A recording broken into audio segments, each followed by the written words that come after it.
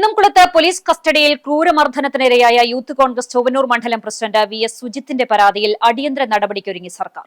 വിഷയത്തിൽ മുഖ്യമന്ത്രി വി.ഡി. സതീശനും ആഭ്യന്തരമന്ത്രി രമേശ് ചെന്നിത്തലയും ഇടപെട്ടു. ഒരാഴ്ചയ്ക്കകം സംഭവത്തെക്കുറിച്ച് വിശദമായ റിപ്പോർട്ട് സമർപ്പിക്കാൻ സംസ്ഥാന പോലീസ് മേധാവിയോട് ആഭ്യന്തരമന്ത്രി രമേശ് ചെന്നിത്തല നിർദ്ദേശിച്ചു. സെക്രട്ടേറിയറ്റിലെത്തി മുഖ്യമന്ത്രിയെയും ആഭ്യന്തരമന്ത്രിയെയും നേരിൽ കണ്ടാണ് സുജിത്തും കോൺഗ്രസ് നേതാവ് വർഗീസും പരാതി നൽകിയത്. മർദ്ദനത്തിന് ഉത്തരവാദികളായ 5 പോലീസ് ഉദ്യോഗസ്ഥരെയും സർവീസിൽ നിന്നും പിരിച്ചുവിടണമെന്നാണ് സുജിത്തിന്റെ പ്രധാന ആവശ്യം. പരാതിയിൽ അടിയന്തരമായി സർക്കാർ നടപടികൾ സ്വീകരിക്കുമെന്ന് മുഖ്യമന്ത്രിയും ആഭ്യന്തരമന്ത്രിയും സുജിത്തിന് ഉറപ്പു നൽകി. 2023 സുജിത്ത് കസ്റ്റഡി മർദ്ദനത്തിനിരയായത്. അന്ന് സംഭവം പുറത്തറിയാതെ പോയെങ്കിലും വിവരാവകാശ കമ്മീഷന്റെ ഇടപെടലിനെ തുടർന്ന് പോലീസ് സ്റ്റേഷനിലെ CCTV ദൃശ്യങ്ങൾ പുറത്തുവന്നതോടെയാണ് കസ്റ്റഡി മർദ്ദനത്തിന്റെ ക്രൂരത കേരളം അറിഞ്ഞത്.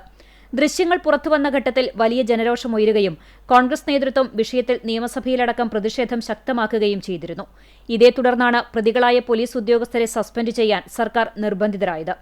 എന്നാൽ പിന്നീട് നടന്ന അന്വേഷണങ്ങൾ കാര്യമായ പുരോഗതിയില്ലാതെ മുന്നോട്ടു പോകുന്നതിനിടെയാണ് സുജിത്ത് കുന്നംകുളം മജിസ്ട്രേറ്റ് കോടതിയിൽ സ്വകാര്യ അന്യായം ഫയൽ ചെയ്തത്. കോടതി ഉത്തരവിനെ തുടർന്ന് 4 പോലീസുകാർക്കെതിരെ കേസെടുത്തിരുന്നു.